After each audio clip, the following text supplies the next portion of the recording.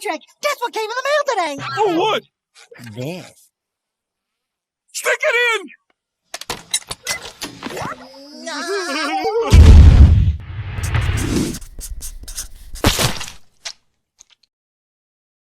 What it do, YouTube? It is your boy Maintain. Been PC the gang in this thing.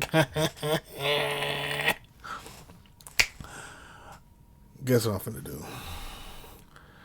I'm finna react, bro. But not to any old video. This is to one of the best actors in Hollywood. One of my favorites. Actually, this might be one of my uncles. I don't know. But this is Denzel Washington, destroying woke culture that we watching. But before we watch, I need you to do 3 things, right? What's them 3 things? Like the video, share the video, and subscribe to the channel for more content like this. Because we're trying to hit 25K by December, and I know you can get us there. So without further ado, let's go and get into this. Who you wound up supporting in the election?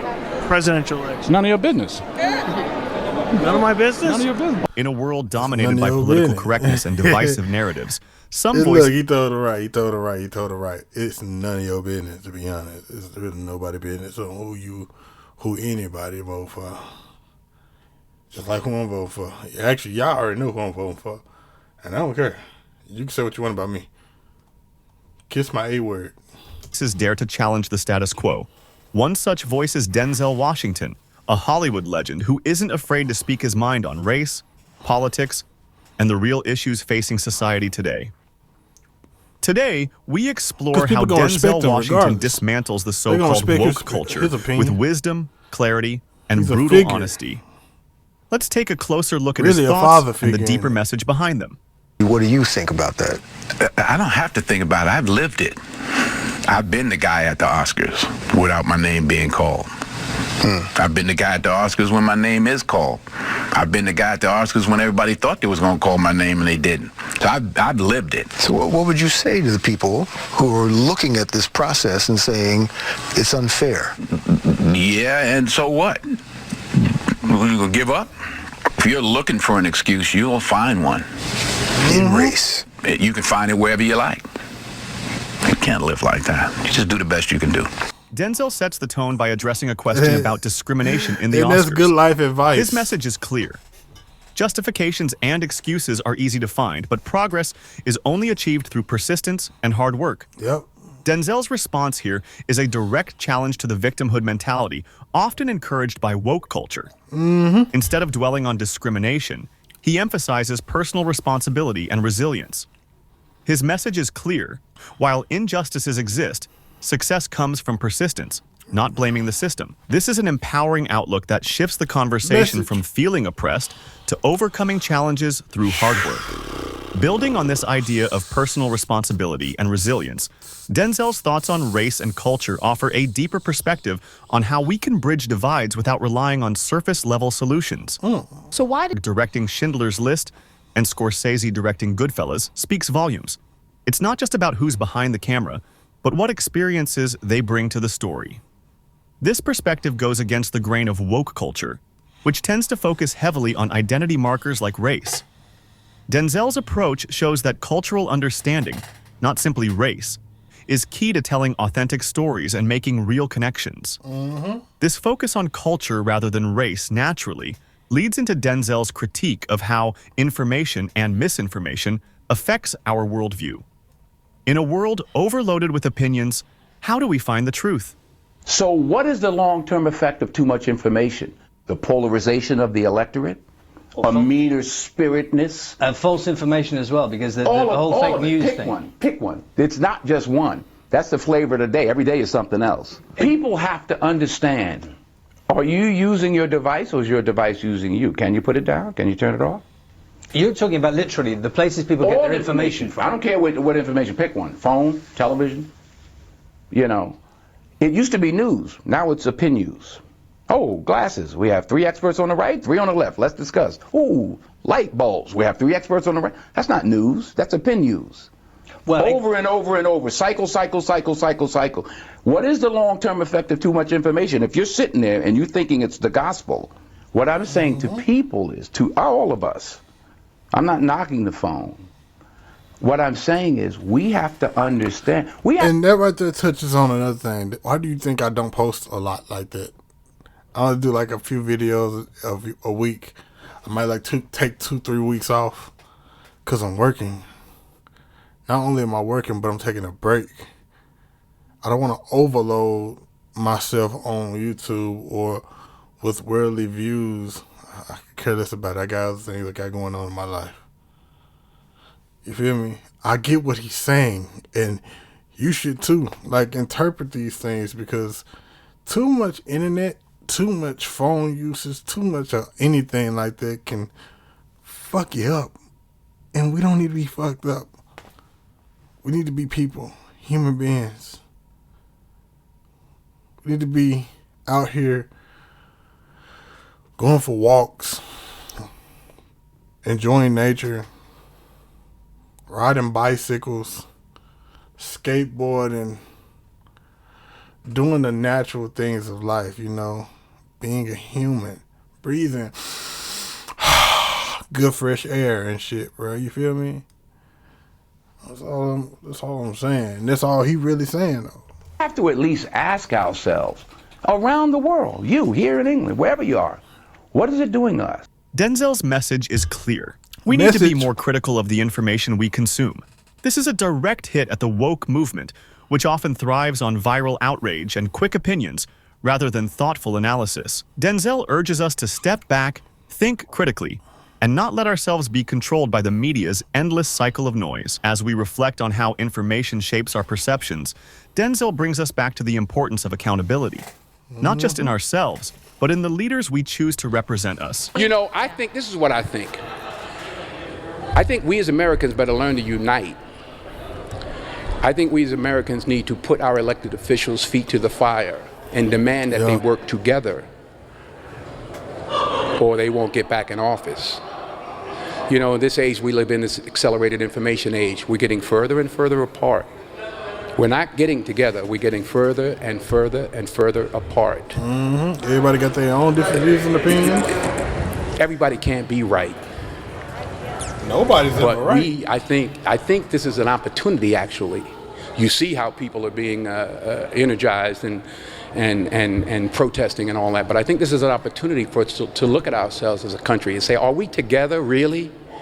And are we holding our elected officials accountable to making sure that they're working together? Not just, hey, you're on your side, I win what I win, you win what you win. Because this is what is happening. This is what's happening. And God only knows where it's going. Rather than embracing the us versus them mentality often promoted by woke culture, Denzel calls for unity. He reminds us that change won't come from simply being loud or divisive. It comes from holding leaders accountable and working together. In a culture that often pushes polarization, Denzel advocates for unity and accountability. He sees this moment as an opportunity for reflection and asks the hard question, are we really united, or are we just pretending to be while tearing each other apart? Denzel takes this critique of personal responsibility even further, turning the mirror back on us and our families. If we want to see real change, it has to start from within. I think it's more important to make headway in our own house. By the time the system comes into play, the damage is done. They're not locking up 7-year-olds. Yeah. You know, I was in Chicago a couple of 3-4 weeks ago, and we saw these little kids on bikes with masks on the side of their head, like 5 or 6 of them. And the driver said, yeah, they're little yummies. I said, who? He said, little yummies. Look up, Google Lil Yummy. Lil Yummy was an 11-year-old murderer. Wow. And you look at his picture, you'll see the headshot of him, and he's like this. And he got murdered at 11 by a 14-year-old. Wow. Who's doing life now, and a 16-year-old. That makes no sense. You blame the system? Where was his father? Yeah. It starts in the house. It starts in the home. And yeah, well, my father got locked up. Well, where was his father? Yeah. You know, like I did talk about my 3 closest friends, and they did, 15 to 25. One did 28, this and that. I was the only one of the 3 that had a father in my life, even though my parents were together. But I still had a father who was a gentle man and a good example, and they didn't. We can blame the system if we want, but they didn't lock any of us up at 7. Yeah. We were all doing enough to get locked up, At 13, my parents sent me in another direction. They didn't have anybody to help them, and they kept doing what they was doing, and the system got them. So Denzel places the weight of responsibility not on systems or external forces, but on the foundation laid at home. This is a sharp critique of the current culture, which often focuses on blaming external systems. Denzel turns the mirror back on families and communities, reminding us that change begins in our homes, long before outside influences come into play. This notion of unity and accountability ties back to how we engage with each other, especially across racial and cultural lines. Denzel's next insight... Let me touch on something. And this ain't got nothing to do with the video. I'm sorry, this ain't got nothing to do with the video. But you motherfuckers who be in the comment section talking that bullish about he breathing too hard. Shut the fuck up. You talk too much over the video. Nigga, it's a fucking reaction video. If you don't want to watch the reaction video, why click on it? But you wanna watch it anyway. You a fan. You a fan. You a fan. Go ahead and like the video. Go ahead and like the video while you typing your comment in the comment section that I'm going to see, that I'm going to look at, laugh at, be like, ha ha ha ha ha. I see I got them to watch. Ha ha ha ha ha. I bet they tune in next week. Ha ha ha ha ha ha ha. Shut the fuck up. Stupid.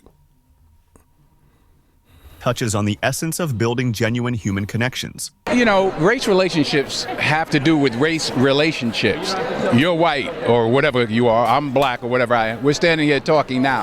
That's how we get things done. You can't legislate love. The President of the United States can't legislate us into liking each other. We have to step forward and ask questions about each other and engage. There's no law that says, oh, because I'm president, you all got to get along now. So it's up to us.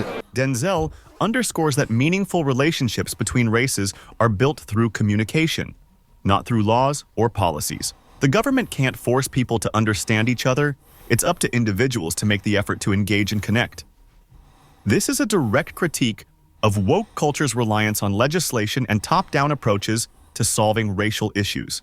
Denzel's point is simple. Real change happens through dialogue and human interaction, not through rules and regulations. It's a call for personal responsibility in building bridges between communities. As Denzel calls for stronger communication and responsibility, he reflects on his own life experiences, reminding us that hard work and personal accountability are key to success, something he's lived through firsthand. When I was 20, I worked for I grew up in Mount Vernon, New York. I worked for the sanitation department. I was a garbage man. You were a garbage man? I was a garbage man. I worked the back of the truck, 22 square blocks. That's hard. Doing movies, there's nothing that we do in the movies that's hard. I used to deliver for United Parcel Service on a truck. Right. That was hard. Yeah, yeah. This is a joke. Yeah, yeah, Right? yeah. His point is clear. Real work, the kind that shapes character, is found in the everyday struggles of ordinary people. Hollywood is nothing in comparison. This comment cuts through the illusion of celebrity and reminds us that success comes... a rapper said. You know what rapper I'm talking about. I just spoke about him on my TikTok. J. Cole. What did he say? Niggas from the hood is the best actors.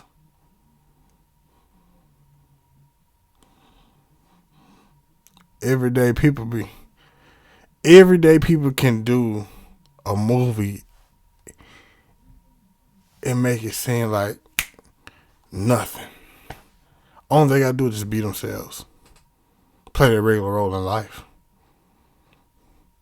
Bet that movie get $5 billion at the box office. It's called Life.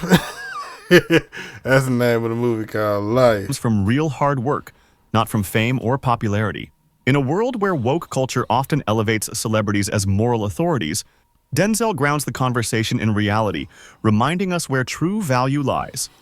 Finally, Denzel brings the conversation full circle by addressing the media's role in shaping perceptions, especially in an age where misinformation runs rampant. If you don't read the newspaper, you're uninformed. If you do read it, you're misinformed. So what do you do? That's the great question. What is the long-term effect of too much information? One of the effects is the need to be first, not even to be true anymore. So what a responsibility you all have to tell the truth, not just to be first, But to tell the truth, we live in a society now where it's just first. Who cares? Get it out there. We don't care who it hurts. We don't care who we destroy. We don't care if it's true. Just say it. Sell it. Anything you practice, you'll get good at, including BS. This is a strong rebuke of the current media landscape, which often amplifies narratives without fact-checking. Woke culture, too, thrives on these quick reactions and viral moments. Denzel's point? Truth and integrity should always come before speed and spectacle. Denzel Washington's perspective is clear. Personal responsibility, critical thinking, and unity are the keys to navigating today's complex world. He challenges the surface-level narratives of woke culture, urging us to dig deeper and take control of our own lives. But now, the real question is, what do you think? Do you agree with Denzel's views on race, culture, and accountability? Yes, I do. Because he's talking about everything from an individual's mindset. He's an individual himself. Denzel Washington, the character is different from Denzel Washington, the man. You feel me? He's an individual man. I'm an individual man. These are individual people out here in the world. You feel me? That's what we are. Individual people of the world. And it's all on us to make the world a better place. We just can't fall to society's forced norms and programs. We can't do that.